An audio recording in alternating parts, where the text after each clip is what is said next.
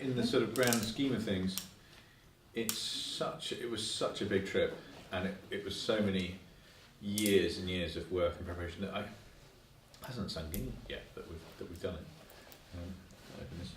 I was saying earlier, it doesn't feel like we've accomplished anything yet. For me, it certainly doesn't feel like I've accomplished it. It doesn't even feel like I've walked a long way because it all blended in. It all feels like nothing at the moment. It just feels like it's really difficult to describe. It doesn't feel like any great accomplishment or great success or great. It feels like a distant memory already. That's one of the strange things. It's strange. We had very few. I think one of the things, because we've both done big expeditions, we've both got a lot of experience under our belts. Interestingly, no big trips together. We spent 3 weeks in Greenland last year training, and that was it. So this was just a whole order of magnitude bigger than that. But I think because we've both individually done big trips with teams and with other people, and with often as part of a pair. Tarka done trips with his wife. A lot of my experiences have been as half of a pair. So we both understood the dynamics, and we both knew what it was like to be under that kind of self-imposed pressure. So we therefore both appreciated that you have to be, in order to succeed, and in order not for things to just explode, you have to be very open in the way that you communicate. And if something's irritating, or if the other person said something that has wound you up, you have to broach it very quickly and deal with it. Get out there and deal with it, and apologise or whatever you need to do to sort it out. And we had very few occasions, but we were very frank. It helps to talk as quite you'd be the first one to be quite blunt. We never really sort of beat around the bush. I mean, occasionally we sort of, I had a couple of bad days where things were, physically I was just really drained, and it took, certainly towards the end, very little to sort of send our mood spiralling downwards when you're that exhausted. That's one of the things that surprised us. We became very susceptible to sort of getting down and getting really depressed, and God, I think we've got to do another X 100 miles or X weeks, or it just became like this sort of self-imposed sentence that just so and there were times when I was feeling low, that I got a bit short and a bit grumpy, but we were also very quick to admit that and to apologise to them, and we got on extraordinarily well, which I think is unusual for these sorts of trips. I don't think there's any one, it's difficult to sort of say, there's one thing that I always say back to myself.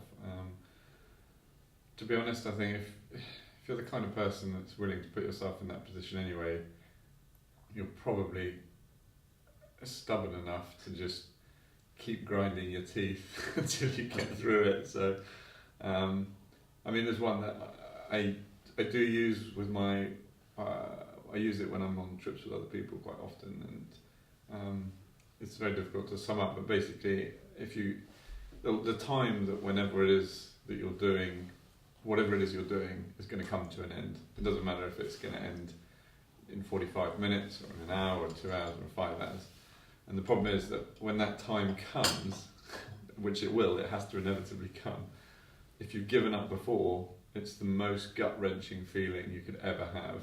And you'll only know if you have given up once, you'll know that feeling is so soul-destroying that actually you might as well just keep going, because it's going to end. It has to end eventually. And I think that kind of helped get me through the smaller denominations. Every time I thought I couldn't finish that 45-minute session, it was kind of like, well, actually, if I give up now, I'm going to look like an idiot when we haven't done the distance after 45 minutes. And that kind of just, I think anything like that, any little thing like that helps you just get through the small chunks, because at the end of the day, you can't focus on finishing a trip of that magnitude all in one go. It has to be broken down into tiny little chunks, and you just have to get through each of those tiny little chunks in order to make the whole. I think so. I was going to say, getting home, I think for both of us was a real sort of driving force, and I certainly would, when things were really tough, would just try to remember that each step I took was a step closer to getting home again. Almost from the day we were dropped off, you're dreaming of getting home. And for the last 10 years, of course, I've been dreaming of getting out there. So this bizarre, everything's turned on its head. I think we both underestimated how hard the lack of stimulus would be, particularly when the weather was bad and closed in, zero visibility. And we had many, many days of complete whiteout. Many days, I mean weeks back to back on the plateau of skiing into a headwind from the Tollebimble Glacier to the pole. How many weeks that was? 2 weeks at least. Yeah, at least a fortnight. We were skiing into a headwind the whole time, so we spent more than a fortnight wearing goggles, so which is quite claustrophobic. Face mask, everything closed up, no skin exposed to the air, to the wind. So and very often it was almost zero visibility, and even if we could see, it's just a flat white horizon with no landmarks, no reference points. So there's nothing to mark the progress, nothing to look at. There's no real. It almost has a travesty to say, but no real beauty when you're away from the mountain. The mountains are stunning, but once you're away from that, it's just a white desert, blank, really. And once you spend a day skiing through it, you've seen it. The sort of physical elements of a nature, the weather, the visibility, the surface conditions, the friction on the snow and the ice. They were the three things that really affected our progress and our happiness. I think our mood. We were longing for Tarka. Had really what you're for. The sort of holy grail, the four things we needed. There's Tarka this great checklist for the perfect day. We never got it, but yeah, we needed good surface, good terrain, good visibility, and a tailwind. And never once in 105 days did we get all four in our favour. So it was ironic because even just through probability, we thought we would have got at least one day where we got all four. But I think if you go anywhere extreme in the world, you're bound to find that nature has an overwhelmingly powerful grip on it, and you kind of have to just admit and accept that you're a very small and insignificant piece of the puzzle when it comes to the grand scale of Mother Nature. But interestingly, which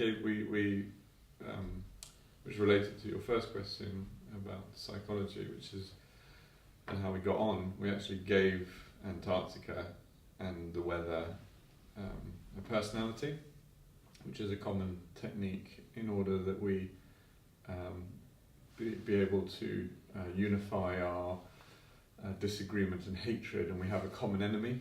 So it's a common psychological technique used to kind of mean that we don't take it out on each other, but we actually take it out on this hypothetical character that we've created. And we were very much it was very much a battle of Ben and I against Antarctica, who was and it a seemed woman like everything angry with us. Yeah, it felt like it was throwing everything it could at us.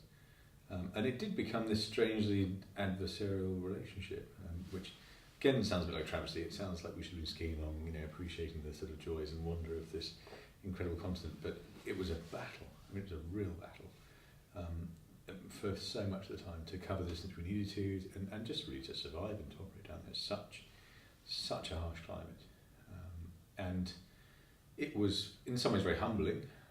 You are a tiny speck. This continent is nearly twice the size of Australia, so it's a huge place, and the scale of it and the relatively slow speed at which we were moving was very humbling.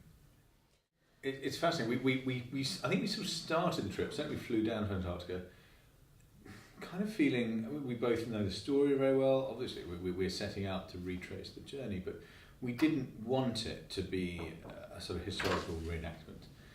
I don't think we felt at the start any particular affinity with Scott. I think we felt we were a whole world away from what they must have seen and heard and lived through. But as the trip went on, as we spent longer down there and we saw the weather at its worst, and physically we became more and more run down, I think we started to get glimpses of what it must have been like. And if anything, it just left us with this incredible sense of awe and deep respect at what they were up against, and the absolute risk, absolute commitment. There was no safety net, no chance of being picked up, no communication. They were sailing away from home for years at a time, away from their family, friends, and they were still out there now. They haven't stopped. They were still on the recycle shelf, I think. I think I finished the trip knowing unequivocally that every single one of those men was harder than me. I couldn't have done it the way they did it. I would have caved in way before any of them did. Honestly, I don't believe I could have done it. Being away from my wife for that long, not being able to call, having none of the technology for communication or for clothing or any of that. I couldn't have done it. We often used to, we're coming down the bit more and talking about the idea of asking each other some questions that we'd have to think about for the next hour and a half and then answer at the next break.